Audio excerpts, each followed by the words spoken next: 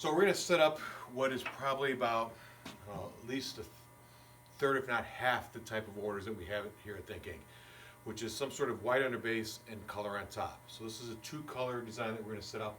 I'm going to talk as I'm doing this, so there's going to be little pointers. I won't cover everything, because some things are going to be in a different video. Before we put the screens in, we want to check to make sure there are no pinholes coming through the screen. Typically they do pretty well, but the tape mark that we use to tape the screen in place usually has some sort of deterioration. So we can either use tape, or there's an emulsion pen that you can use that will also work. But you want to tape on the back side of the screen when you do that. Alright, so we're going to set up on the far side. We're going to use the grid that's similar to what was in the dark room.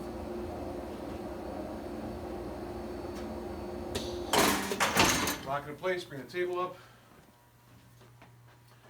And because this screen has most of the image on it, and that's what I used in the dark room to line it up, it's going to be what we're going to use in here. Alright. I'm going to use the crosshairs on this design, otherwise you'd use something straight that's on the design here.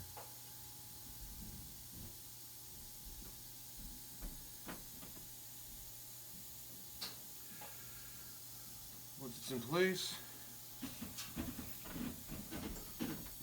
lock it down. I'm going to step around,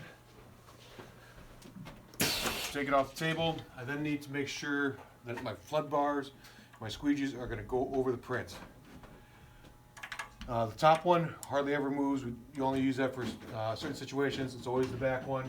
So I'm going to hit number one, bring it. Let's try doing it on the head that I needed to. Number three, I'm going to back it off so I know it's going to print over the entire area. Since this is white, we're going to put this in first. This job requires both flashes. One to flash the white between coats and one to flash the white after it's done. So once we got the squeegees in there, when we put ink in the screen, we want enough ink to do most of the job. We don't want to have to come back and keep inking the screens. All that does is slow everything down. This is a small order. There should be plenty of ink.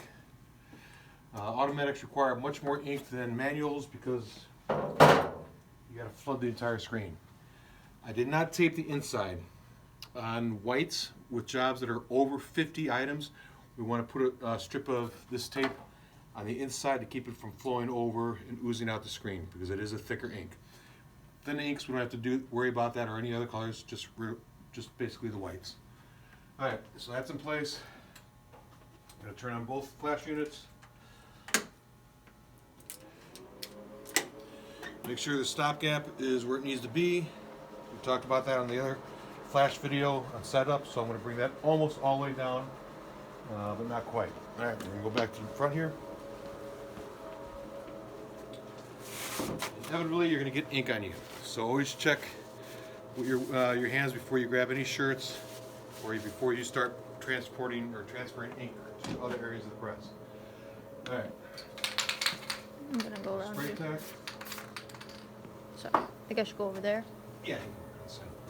Okay. Test shirt.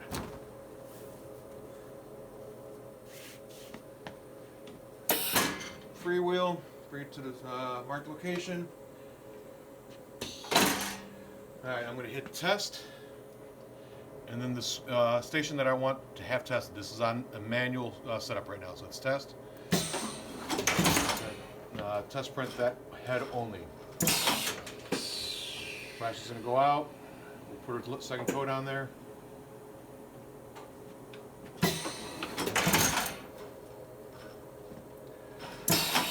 Alright, I'm going to either freewheel or use the next arrow button. I'll just use the next arrow button because I just want to move one spot.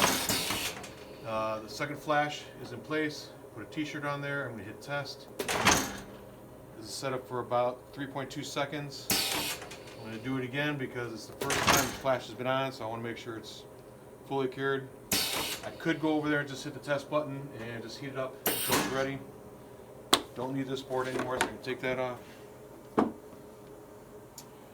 make sure this ink is dry before I stick it to the bottom of the other screen. Alright, so we're locking it in place, bring up the table. This is what I'm going to use to line up the other color. A lot of people will take the vellums or the acetates, put them on the palette, line it up to that. I think that takes way too long. It ruins the vellum if it sticks. This is just easier. I'm going to line up the crosshairs right on.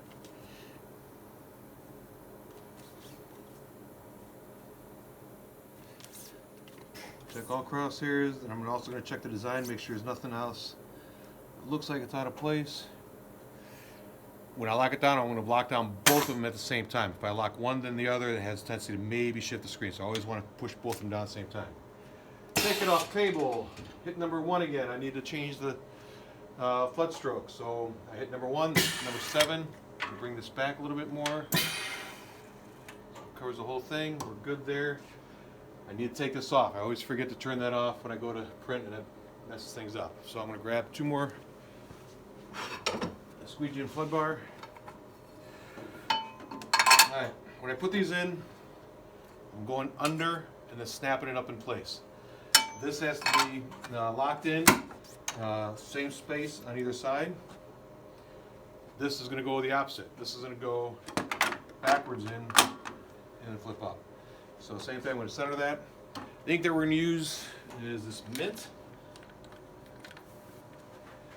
Now the first screen, the white, is on a 156. That's going to eat up a lot more screen or a lot more ink than this screen, which is a 200. So I don't need as much ink on this. But it is a new squeegee, so I'm going to butter and just kind of dress the back edge underneath that squeegee. Otherwise, the first print's not going to slide. The squeegee's going to get stuck on the screen.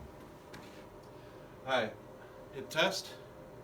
I only want to hit that screen to move. Hit 7. I'm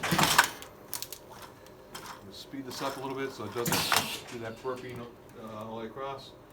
Freewheel. From here, you can see what we're doing. You can come a little closer.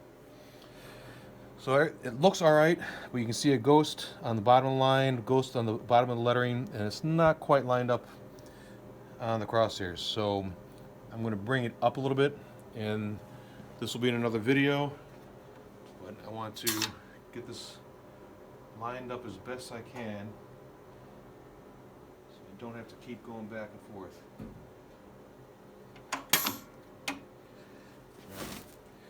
Grab another shirt, do another test, and we should be about ready to run.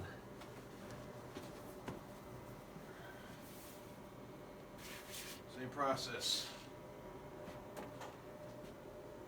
Freewheel test number 3.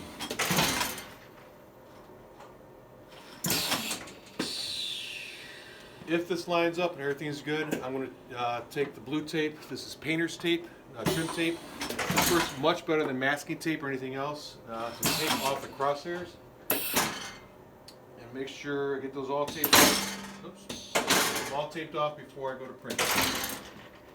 Last thing I want to do is start printing shirts and then have them come around and realize I have a bunch of crosshairs that blast out. All right, flash it on the other dryer just to make sure it's cured. Lock it in place. Test 7. Still moving a little slow. I'm going to speed that up a little bit. Freewheel. Bring it around. It's getting close. It's getting close. One little adjustment. And then we are good to go. Alright. So I'm going to take these. I'm going to tape off the bottom of this. Make sure you get the whole thing, that it's not encroaching into the design. Do that on all screens. And then we'll put some spray tack on and we're ready to go. It's a basic setup for 2-color with a flashed underbase.